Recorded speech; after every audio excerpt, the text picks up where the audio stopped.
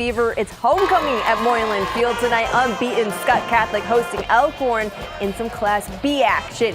First quarter, Skutt just outside the goal line. Quarterback Dylan Van Dyke floats it up to Joe Collega, who goes up and gets it. A ridiculous grab to put the Skyhawks up 7-0. We pick it up in the second quarter. Skyhawks offense facing a long third down. Van Dyke under pressure, rolls out and uncorks one down the sideline to Nate Christensen for a huge gain. Skutt is in business.